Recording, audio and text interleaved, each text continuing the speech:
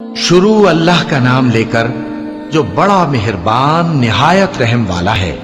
दिलों की सख्ती का सबब क्या है, क्यों दिल सख्त होते हैं, और फिर उसके बाद इलाज क्या है, इसके रीजंस क्या हैं, इसके कॉजेस क्या हैं, और फिर इसका ट्रीटमेंट क्या है। दिल की सख्ती की सबसे पहली वजह, इंसान जितना गुनाह करेगा, जितने गलत काम करेगा, उस कदर उसका दिल सख्त होता चला जाएगा।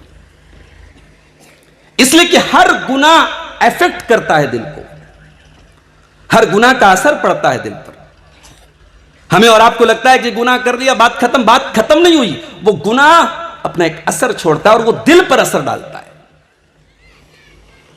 अल्लाह के प्यारे नबी सल्लल्लाहु अलैहि वसल्लम फरमाते हैं, इन्नल अब्द इज़ा अख्ता खतियतन, जब बंदा कोई गलत काम करता है, कोई गुनाह करता है, नुक़ितत फी क़ल्बिही नुक़ततुन सौदा, उसके दिल के ऊपर एक काले रंग का धब्बा डाल दिया जाता है, एक ब्लैक पॉइंट उसके दिल पर डाल दिया जाता है।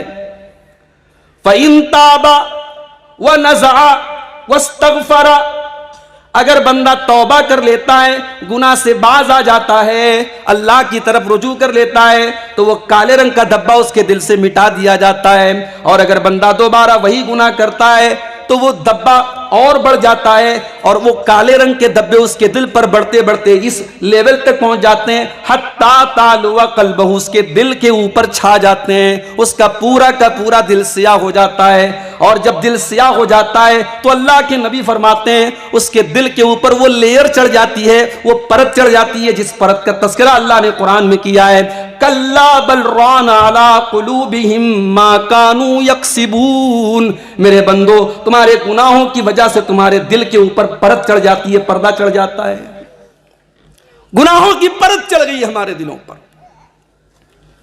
वरना नसीहतें तो हो रही हैं ना, तकरीरें हो रही हैं, जलसे हो रहे हैं, जुमा के खुतबे हो रहे हैं, किताबें लिखी जा रही हैं, मगर ये परत चढ़ गई है गुनाहों की। और दिल की सख्ती की दूसरी वजह, गुनाह दिल को सख्त करता है, लेकिन गुनाह का एक और हायर लेवल है, और वो ये है कि गुनाह ओपनली किया जाए।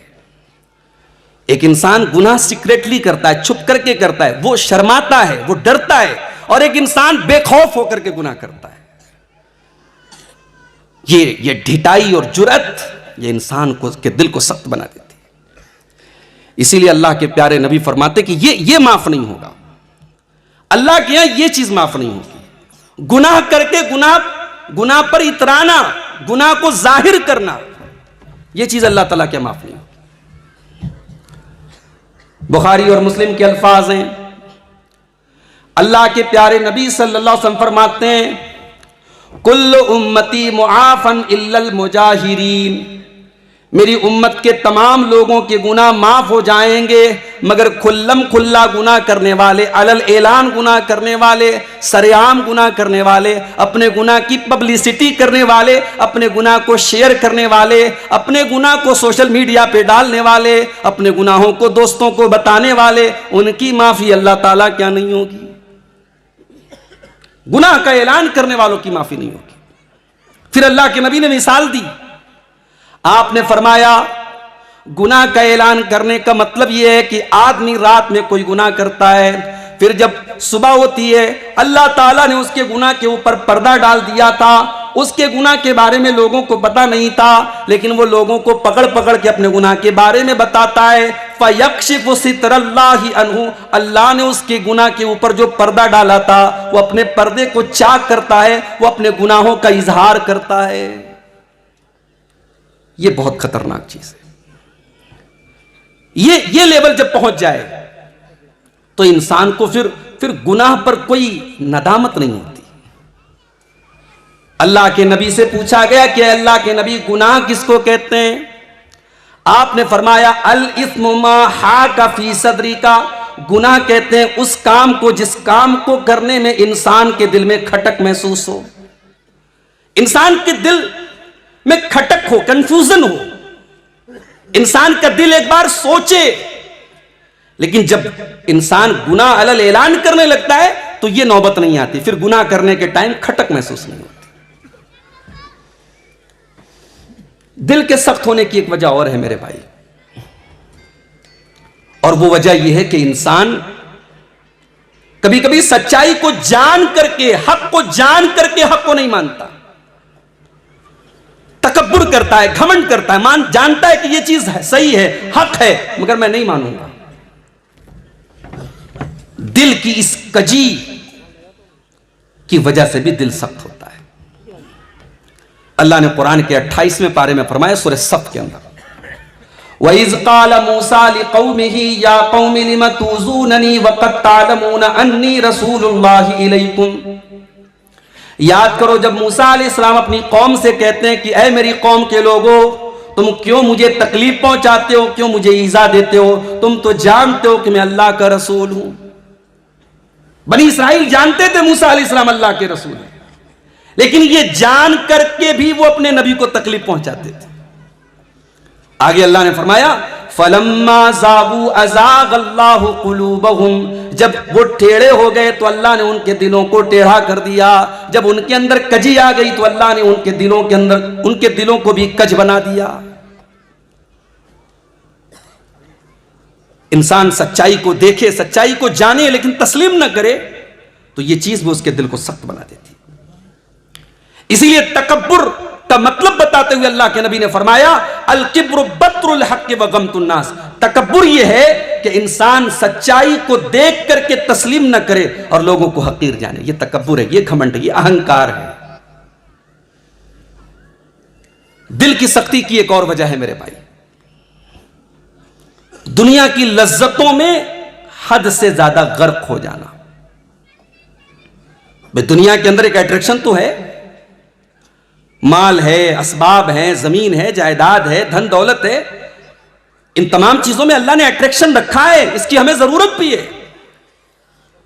मगर दुनिया को हम अपने जिंदगी का मकसद बना लें, यह इंसान के दिल को सख्त बना देती है चीज। इसीलिए अल्लाह ताला कुरान करीम में बार बार दुनिया की हकीकत को बयान करता है। कभी अल्लाह ने फरमाया वमल हयातुद दुनिया इल्ला मताउल गुरूर, मेरे बंदो तुम दुनिया से धोखा न खाना, दुनिया तो बेवफा है, दुनिया धोखे का सामान है, दुनिया ने आज तक किसी के साथ वफा नहीं की। जाकर के देखो कब्रिस्तान में मेरे भाई, अपने दौर के करोड़पति लोग आज उस 2 गज जमीन के नीचे अल्लाह को हिसाब दे रहे हैं, अपने अमल के हिसाब से अल्लाह के यहां पेश हो रहे हैं।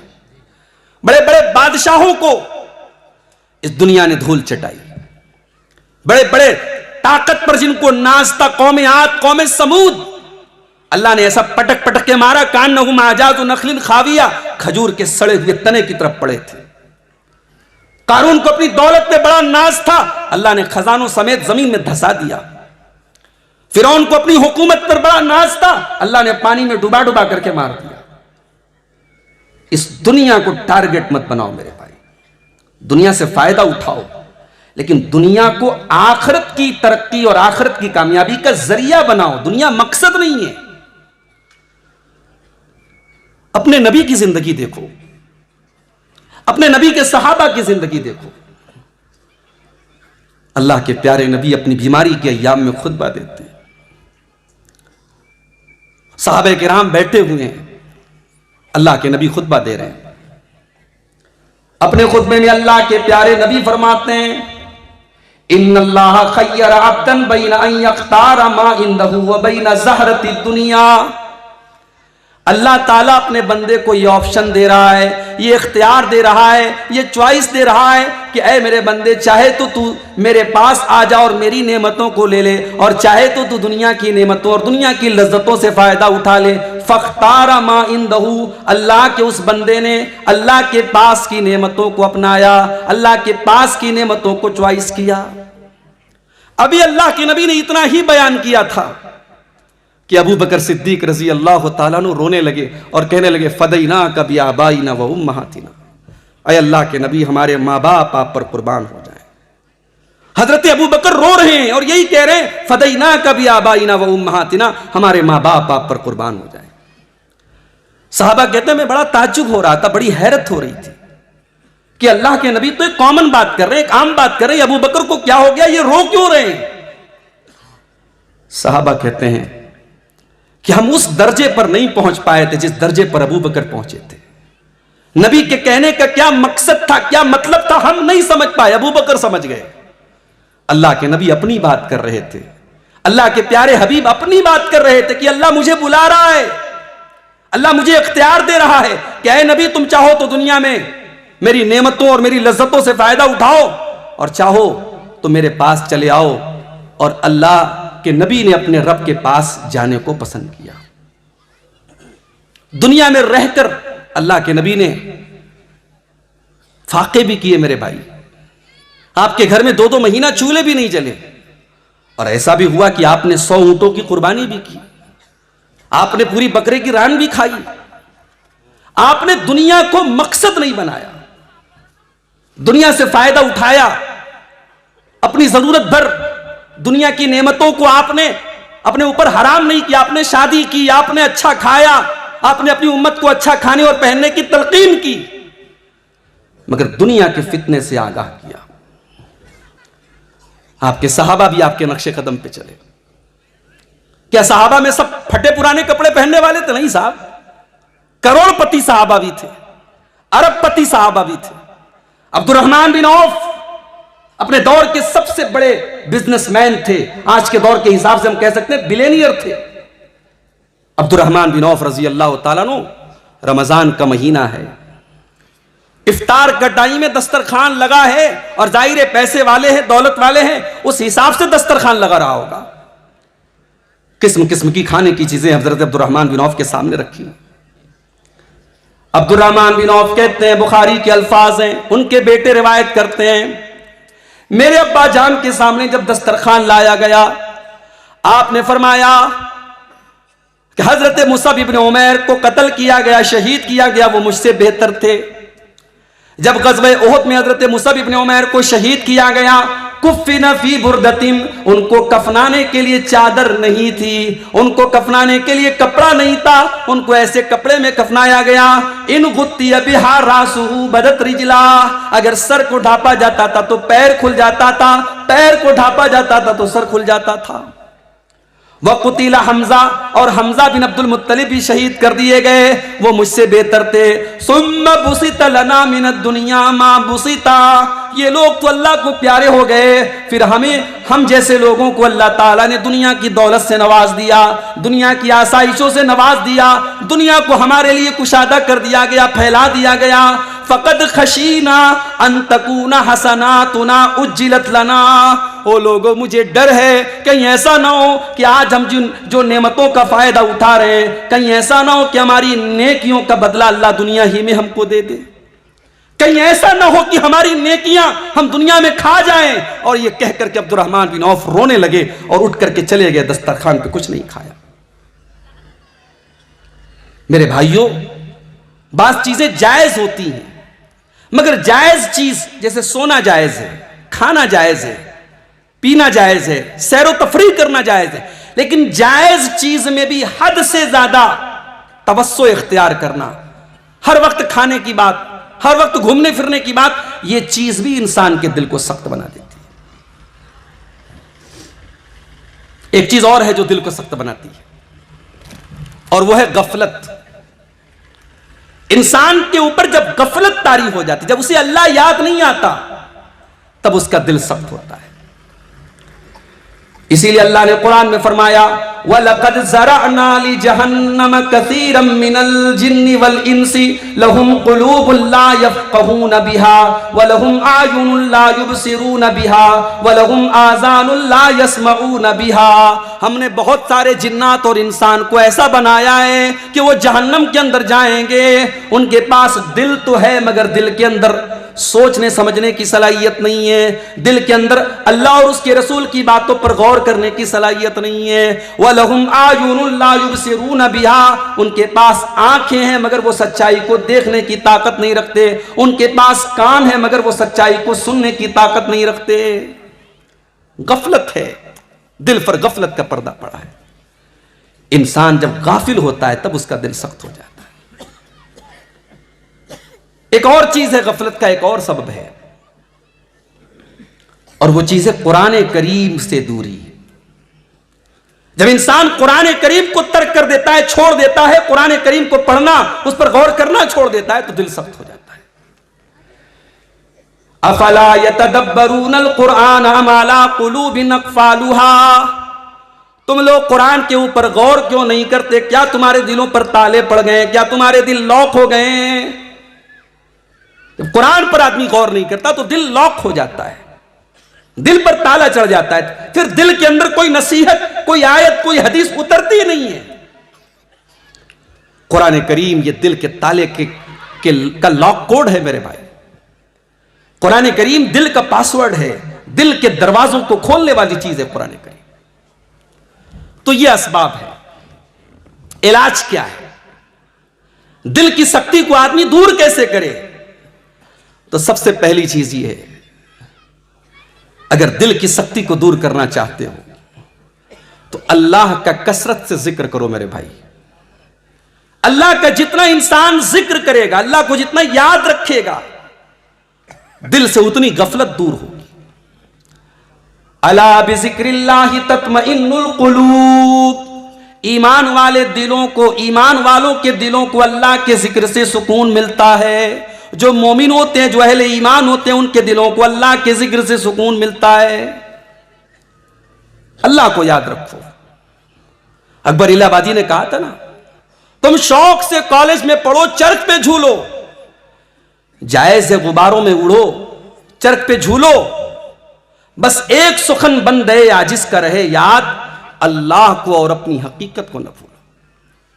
इंसान अगर अपनी हकीकत को याद रखे, अपनी औकात को याद रखे और अल्लाह को याद रखे, वो कभी गफलत में नहीं पड़ेगा। तो ये पहली चीज है कि इंसान अल्लाह का जिक्र करे, अल्लाह को याद रखे। दूसरी चीज, फराइज की पाबंदी कीजिए। ठीक है, नवाफिल अगर आप एहतमाम करें अच्छी बात है, लेकिन नवाफिल की हैसियत एक्स्ट्रा की है। जो फराइज है आपके ऊपर वो नहीं छूटने चाहिए।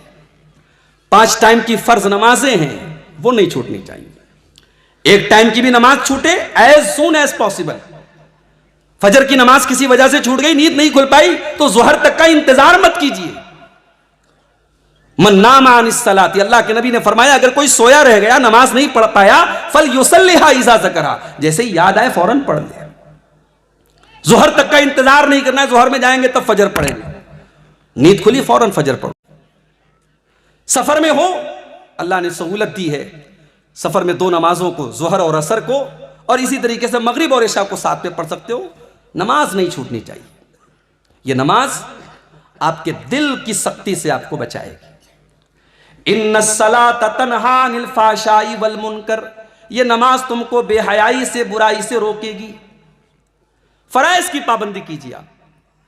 अल्लाह तबारक व तआला जब बंदा फराइज की पाबंदी करता है तो अल्लाह उस बंदे से मोहब्बत करता है, और जब अल्लाह मोहब्बत करेगा तो आपके दिल को सख्त नहीं बनाएगा। अल्लाह ताला फरमाता है हदीस कुदसी के अंदर, अल्लाह के नबी फरमाते कि अल्लाह ताला फरमाता है, मा तक़र्रबा इलैया अब्दी बिशैइन अहब्बा इलैया मिम्मा इफ्तरस्तु अलैहि, बंदा जब फराइज के जरिए मेरा तकर्रुब हासिल करता है, मेरे करीब आता है, तो उससे ज्यादा मुझे कोई और चीज महबूब नहीं है। फराइज की पाबंदी कीजिए। इसी तरीके से कभी कभी अपनी मसरूफ जिंदगी में से थोड़ा वक्त निकालिए, कब्रिस्तान जाइए। कब्रिस्तान जाइए मेरे भाई। जरूरी नहीं है कि आप अपनी मां की कब्र पे जाके मगफरत की दुआ करने के लिए कब्रिस्तान जाए, नहीं, मां की मगफरत की दुआ तो आप घर बैठे भी कर सकते हैं। कब्रिस्तान जाने का मकसद सिर्फ अपने माँ बाप के लिए, अपने खानदान वालों के लिए मगफरत की दुआ करना नहीं है, अपनी मौत को याद करना है, अपने अंजाम को याद करना है। कभी जाइए, अपनी मसरूफ जिंदगी में से 5 मिनट का वक्त निकालिए, कब्रिस्तान में जाइए और सोचिए कि यही मेरे बेटे मुझे ला करके दफन करेंगे, मेरा पूरा खानदान मेरी मिट्टी देगा और हाथ झाड़ के चला जाएगा, कोई मेरे कब्र में मेरे काम नहीं आएगा। कब्र को याद रखिए, मौत को याद रखिए। ये कब्र, ये मौत आपको आपकी हकीकत बताएगी। इसीलिए अल्लाह के प्यारे नबी फरमाते हैं, अक्सिरू ज़िक्र हादिमिल लज़्ज़ात, मौत को ज्यादा से ज्यादा याद किया करो, क्योंकि मौत तुम्हारी लज्जतों को तोड़ने वाली चीज है। अगर तुम्हें मौत याद रहेगी तो तुम लज्जतों की दुनिया में डूबोगे नहीं। इब्ने माजा के अल्फाज, अल्लाह के नबी ने फरमाया, मैंने तुमको कब्रिस्तान जाने से मना किया था, लेकिन तुम जाया करो, फ़इन्नहा तुज़क्किरुकुमुल आखिरा, इसलिए कि कब्रिस्तान जाने से तुम्हें आखिरत की याद आएगी। जाया करो कब्रिस्तान। सहाबे किराम में से एक सहाबी हैं, दामाद रसूल हैं, हजरत उस्मान गनी रजी अल्लाह ताला। उस्मान गनी जब किसी कब्र को देखते थे तो ज़ारो कतार रोने लगते थे। पूछने वाले ने पूछा कि उस्मान, तज़कुरुल जन्नत वला तबकी तज़कुरुन नार वला तबकी, ऐ उस्मान, जन्नत की बात आती है तो आपकी आंखों में आंसू नहीं आते, जहन्नम का तज़किरा होता है तो आपकी आंखों से आंसू नहीं आते। ऐ उस्मान, ये कब्रिस्तान को देख करके क्यों रोने लगते हो? उस्मान गनी फरमाते हैं, ओ लोगो, मैंने अल्लाह के प्यारे रसूल सल्लल्लाहु अलैहि वसल्लम को ये फरमाते हुए सुना है, इन्नल कब्र अव्वलु मिन मंजिलिन मिन मनाजिलिल आखिरा, बेशक कब्र आखिरत की पहली मंजिल है। जिसने इस मंजिल को पार कर लिया उसके लिए आगे की मंजिल आसान है। कब्रिस्तान जाया करो, उससे आपके दिल नर्म होंगे, दिल की सख्ती दूर होगी। दिल की सख्ती को दूर करना है तो इल्मी मजालिस में शिरकत कीजिए। आप इस तरीके का प्रोग्राम जहां हो रहा है, जहां कुरान और हदीस की बातें हो रही हैं, ऐसी मजलिसों में आप जाइए। इसलिए कि अल्लाह ने कुरान में फरमाया, वज़क्किर फ़इन्न ज़िक्रा तनफ़उल मोमिनीन, ऐ नबी आप नसीहत कीजिए, क्योंकि नसीहत करने से मोमिनों को फायदा होता है। फायदा होता है। आजकल ये जो लाइव प्रोग्राम चल रहा है, अच्छी बात है। जो लोग बहुत दूर रहते हैं, यहां प्रोग्राम में नहीं आ सकते, वो लाइव प्रोग्राम सुने, अच्छी बात है। आपके मोहल्ले में, आपके इलाके में, आपसे 5 किलोमीटर 10 किलोमीटर की रेंज में प्रोग्राम मुनक्किद हुआ है, उलमा को बुलाया गया है और आप नहीं जा रहे हो, क्यों मेरे भाई? इस तरीके की मजलिसों में जाने से आपके दिल की सख्ती दूर होती है, आपको अपनी इस्लाह करने के लिए मौका मिलता है, आपके दिल में अपनी गलतियों और अपनी खामियों का एहसास पैदा होता है। इमाम अहमद इब्न हंबल रहमतुल्लाह अलैह बहुत बड़े इमाम हैं, इमाम अहले सुन्नत कहा जाता है इनको। बड़ी तकलीफ उठाई इमाम अहमद इब्न हंबल ने। अभी आपने दुक्तूर तारिक की तकरीर सुनी, मनहज सलफ, मनहज सलफ। ये क्या है मनहज सलफ? ये मनहज सलफ वही रास्ता है जो सहाबा का रास्ता था, ये वही अकीदा है जो सहाबा का अकीदा था। और इमाम अहमद इब्न हंबल ने इस अकीदे को बचाने के लिए, इस मनहज को बचाने के लिए अपनी पीठ पर इतने कोड़े खाए हैं, इतने कोड़े खाए हैं कि सलफ कहते हैं कि अगर उतना कोड़ा किसी हाथी को मारा जाए तो हाथी पागल हो जाता। अहमद इब्न हंबल को जेल में डाला गया है, जंजीरों में जकड़ दिया गया है। वक्त का बादशाह अहमद इब्न हंबल को ऑफर करता है कि अपने अकीदे से समझौता कर लो, कॉम्प्रोमाइज कर लो। मैं जो अकीदा बयान कर रहा हूं कि कुरान अल्लाह ताला की मखलूक है, मान लो मेरी बात। अहमद इब्न हंबल का बस एक ही जवाब था, मुझे कुरान की कोई एक आयत ला के दे दो जो ये बताती हो कि कुरान अल्लाह की मखलूक है, अल्लाह का कलाम नहीं है, मैं मान जाऊंगा तुम्हारी बात। मैं तुम्हारे इस गलत अकीदे पे तुम्हारा साथ नहीं दे सकता। जब अहमद इब्न हंबल को जेल में डाला गया और जंजीरों में जकड़ा गया तो एक देहाती था उस दौर का, एक आराबी था, उसके जहन में यह ख्याल आया कि कहीं ऐसा ना हो कि अहमद इब्न हंबल को जब जेल में टॉर्चर किया जाए, सजाएं दी जाए, तो कहीं ऐसा ना हो कि अहमद इब्न हंबल झुक जाए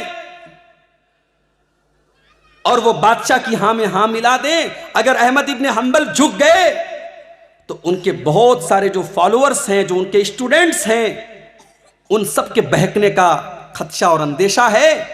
वो देहाती जेल में मिलने गया अहमद इब्न हंबल से, जेल में मिलने गया। अहमद इब्न हंबल जंजीरों में जकड़े हैं, पीठ पर कोड़े बरसाए जा रहे हैं। वो देहाती जाकर के कहता है, या अहमद इब्न हंबल इन यक्तुल कल हक़ फ़क़द मुत्त शहीदा। ऐ अहमद इब्न हंबल, इस सच्चाई के रास्ते में अगर आप कत्ल कर दिए गए तो आप शहादत की मौत मरेंगे।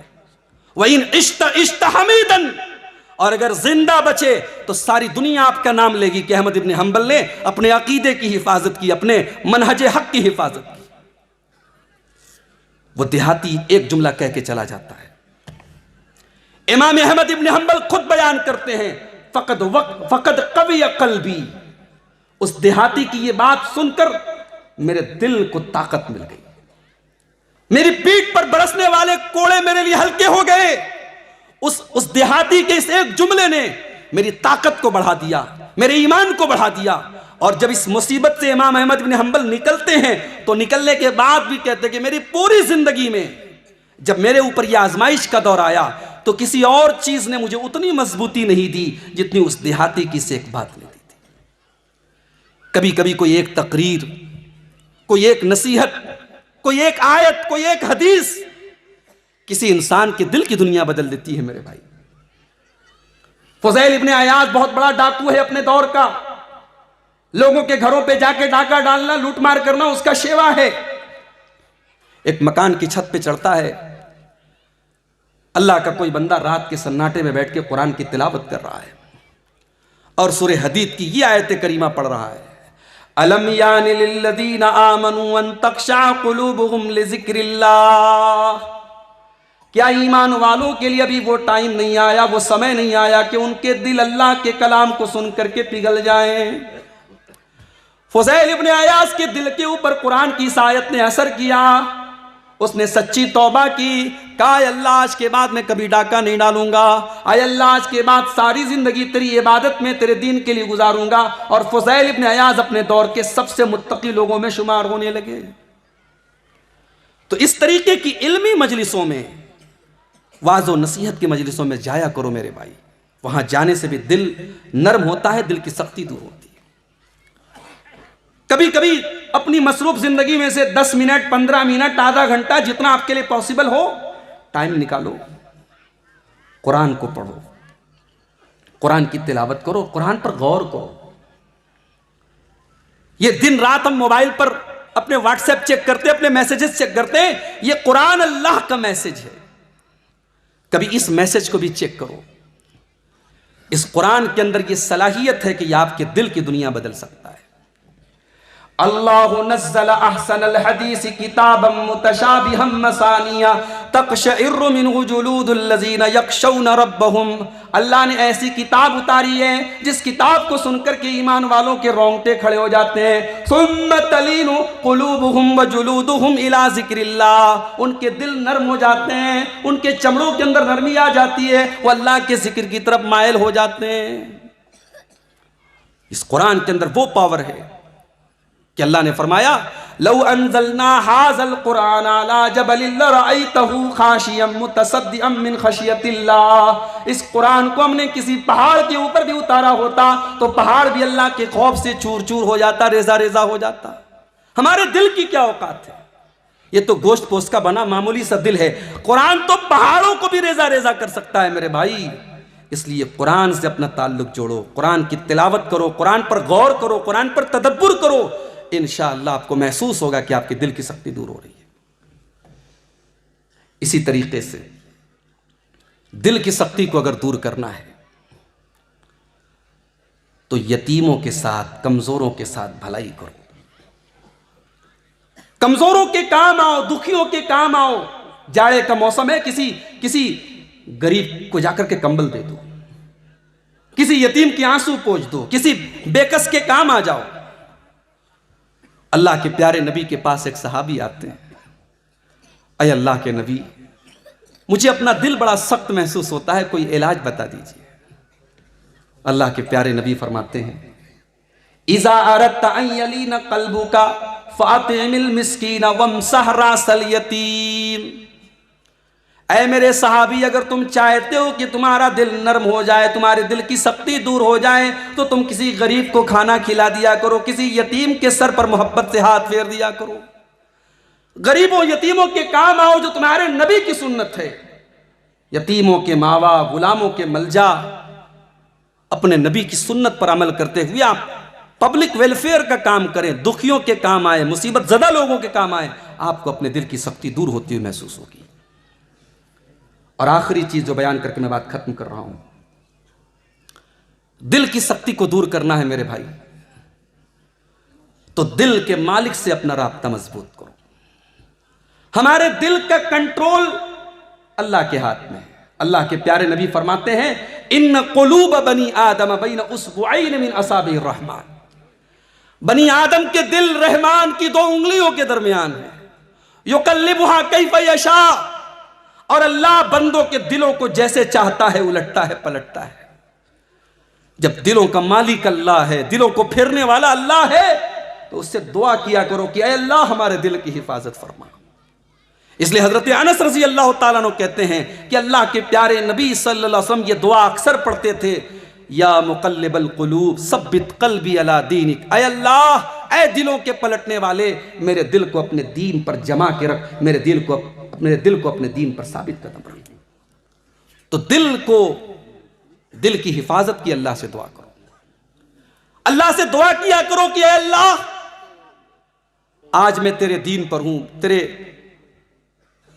मेरा दिल तेरे दीन पर है, ऐ अल्लाह मरते दम तक इस दिल को तू इसी हिदायत पर गामजन रख। ये दुआ किया करो अल्लाह से, इसलिए कि दिल पलटता रहता है। बुखारी शरीफ की पहली हदीस इसी दिल के बारे में, इन्नमल अमालु बिन्नियात, सारे अमल का दारो मदार नीयत पर है, नीयत का ताल्लुक दिल से है। इसीलिए इमाम हसन बसरी रहमतुल्लाह अलैह कहा करते थे कि मेरी जिंदगी में सबसे मुश्किल अगर कोई चीज आई तो यही आई, अपनी नीयत का मसला। नीयत से मुश्किल कोई चीज नहीं आई, क्योंकि नीयत बदलती रहती है। कभी कभी आदमी अच्छी नीयत से कोई काम करता है, फिर नीयत बदल जाती है। तो दिल की हिफाजत करो मेरे भाई। अल्लाह से दुआ है रब्बुल आलमीन हम सबको अपने दिल पर तवज्जो देने की तौफीक अता फरमाए। अल्लाह हमारे दिलों को नरम बना दे, अल्लाह हमारे दिलों की सख्ती को दूर फरमाए, अल्लाह हमें गुनाहों से बचने की तौफीक अता फरमाए। अल्लाह हमें से जो लोग बेनमाजी हैं उनको नमाजी बना दे, जो नमाजी हैं अल्लाह उनकी नमाज़ों में खुशी और खुशू पैदा फरमा दे। जो लोग हमें से बीमार हैं अल्लाह उनको शिफा कामिल आजिल अता फरमाए। जो रोजी रोटी से परेशान हैं अल्लाह उनके कारोबार में बरकत नसीब फरमाए। अल्लाह आज की इस मजलिस को मुनक्किद करने वालों को जज़ाए खैर अता फरमाए। अल्लाह इस मजलिस के तमाम खुतबा, सामीन, मुनक्किदीन अल्लाह ताला सबको जज़ाए खैर अता फरमाए। अल्लाह हम सबको दुनिया में और आखिरत में भलाइयों से नवाजे और हमारा खात्मा ईमान पर हो। आमीन। व आखिर दावाना अनिल हम्दुलिल्लाहि रब्बिल आलमीन। वस्सलामु अलैकुम व रहमतुल्लाहि व बरकातुहू।